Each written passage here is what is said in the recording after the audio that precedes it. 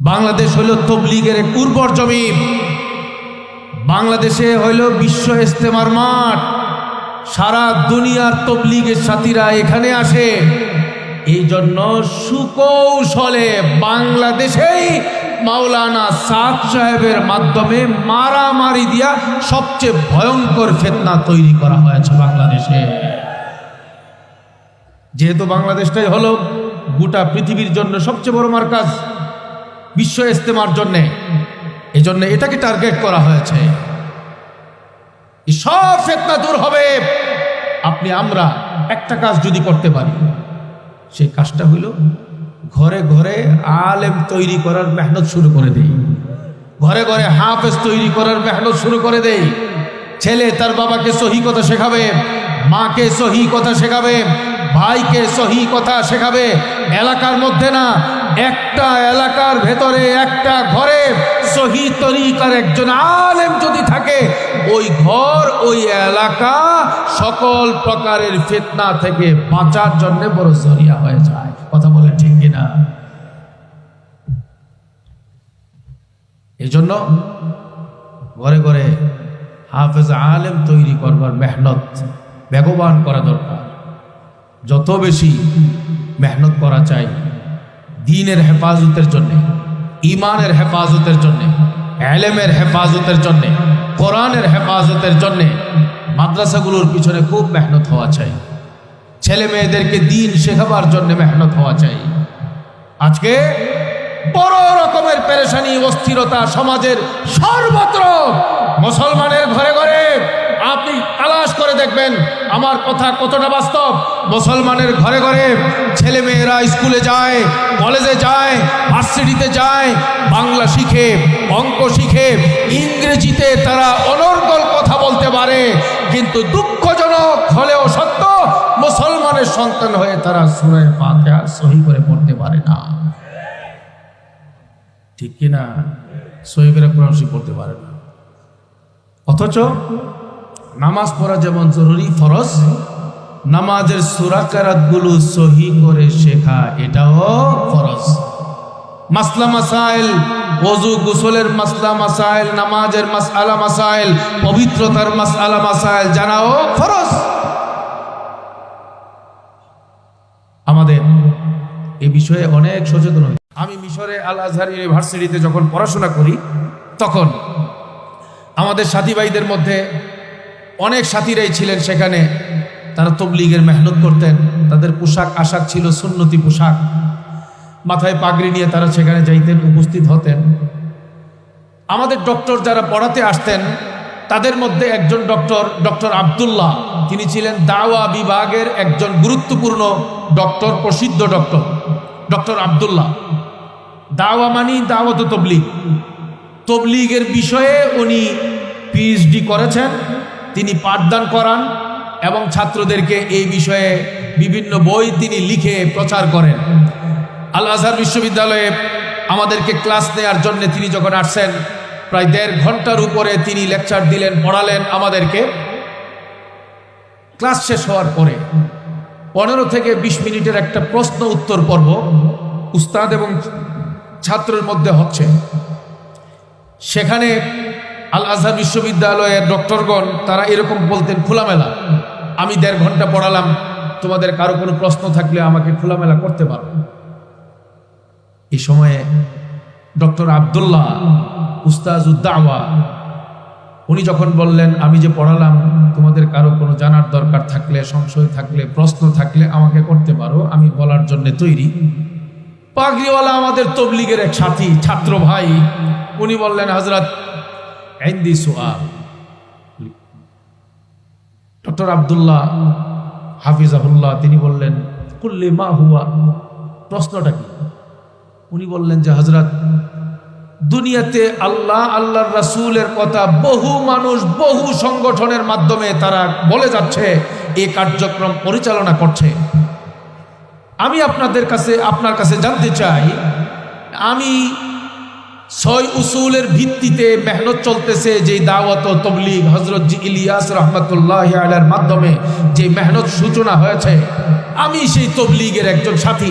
আপনার কাছ থেকে জানতে চাই, বিশ্বের প্রাচীন ইসলামিক ইউনিভার্সিটির আপনি তবলিগ বিভাগের ডক্টর, আপনার কাছ থেকে জানতে চাই, আমি যেই তবলিগ করি এই তবলিগটা আদৌ কোরআন হাদিসের সাথে মিলে কি মিলে না, এই তবলিগ নবীর তবলিগের মতো কিনা, সাহাবা আজমাইনরা এই তবলিগ করেছেন কিনা, আমি এই তবলিগ চালিয়ে যাব না আমি ছেড়ে দেব, আপনার কাছ থেকে জানতে চাই। প্রশ্ন করেছেন।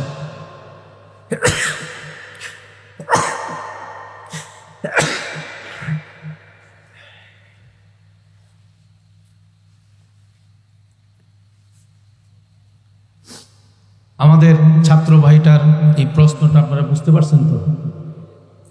ডক্টর বললেন, আল আজহার বিশ্ববিদ্যালয়ের প্রফেসর হওয়ার সুবাদে পৃথিবীর বহু রাষ্ট্রে আমি সফর করার সুযোগ পেয়েছি, আল্লাহ করে দিয়েছেন অনেক রাষ্ট্রে। আমি বিশ্বের বহু সংগঠনের ব্যাপারে আমি জানি, বহু রাজনৈতিক ইসলামিক সংগঠনের ব্যাপারেও জানি, যারা তাদের সাংগঠনিকভাবে আল্লাহর রাসূলের দাওয়াতি কার্যক্রম পরিচালনা করেন।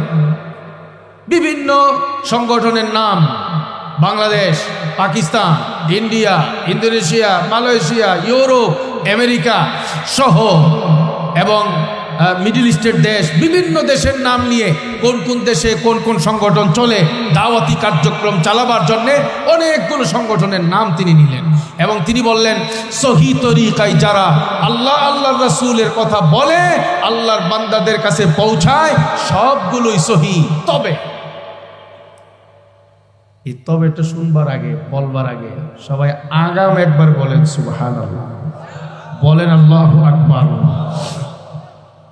ডক্টর আব্দুল্লাহ তিনি বলেন, তবে রাসূলুল্লাহ সাল্লাল্লাহু আলাইহি ওয়াসাল্লাম যে পাহাড়ে গিয়া গিয়া আল্লাহর কথা বলতেন, রাতের অন্ধকারে বলতেন, মার খেয়ে খেয়ে বলতেন,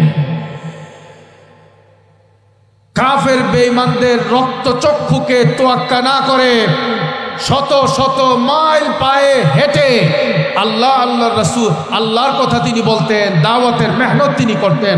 সাহাবারা সামানা মাথায় নিয়ে নিয়ে খেয়ে না খেয়ে তবলিগের যে মেহনত করতেন, ডক্টর আব্দুল্লাহ বলেন, বর্তমানে মাওলানা ইলিয়াস রহমাতুল্লাহ আলাইহির যে দাওয়াত ও তবলিগ এবং তার অনুসারীরা যে তবলিগের কার্যক্রম চালাচ্ছে, আমার মনে হচ্ছে যে এই তবলিগের কাজটা হুবহু নবীর তবলিগের সঙ্গে মিলে।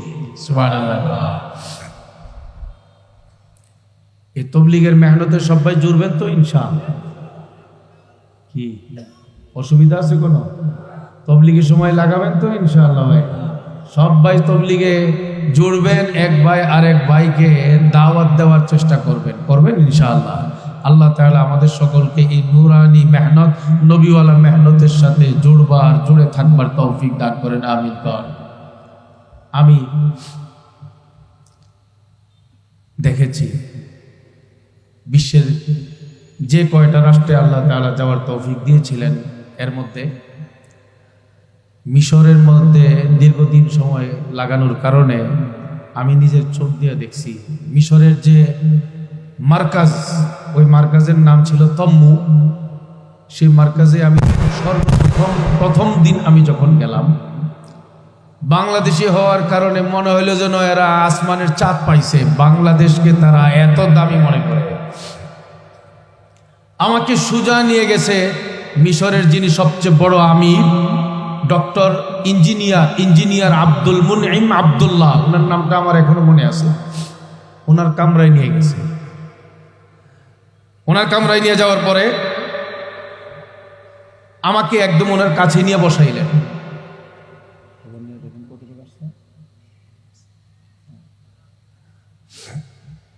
আমাকে একদম ওনার কাছে নিয়ে বসাইলেন আর আমাকে অনেক প্রশংসার বাণী শোনাইতে থাকলেন। বাংলাদেশ সম্পর্কে অনেক বক্তব্য তিনি দিচ্ছেন।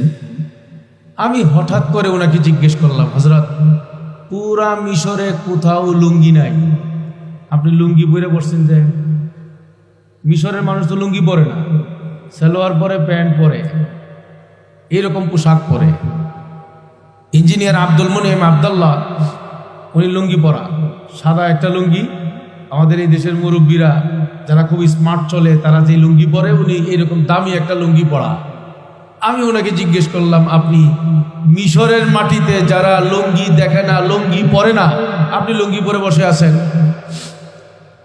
এর জবাবে উনি বললেন, শেখ, ইন্নী উহিব্বু বাংলাদেশ, উহিব্বুল জুহুদ, উহিব্বু আদ-দাওয়া ওয়াত তাবলীগ, উহিব্বু আসহাবাদ দাওয়া ওয়াত তাবলীগ ফি বাংলাদেশ। উনি বলেন, আমি বাংলাদেশকে ভালোবাসি, বাংলাদেশে যে মেহনত চলে ওই মেহনতকে আমি ভালোবাসি, বাংলাদেশের মেহনতের সাথীদেরকে আমি ভালোবাসি, এবং এই মেহনত কিভাবে করতে হয় আমি বাংলাদেশে গিয়া সাথীদের কাছ থেকে আমি শিখছি। এই জন্যে বাংলাদেশকে স্মরণে রাখবার জন্য এই লুঙ্গিটা আমি পরে থাকি। উনি সাথীদেরকে বললেন, আজকে শুক্রবার, শেখ রেদিয়া মার্কাজে বয়ান করাও। উনি বললেন যে আমি বাংলাদেশে যে মোহাব্বত পেয়েছি এবং দাওয়াত তাবলীগের যে মেহনত আমি শিখেছি, সেটাকে আমার দিলে যা জীবন্ত রাখার জন্যে আমি সেটা করি। আর আমাকে বললেন ওনাকে দিয়া বয়ান করাও।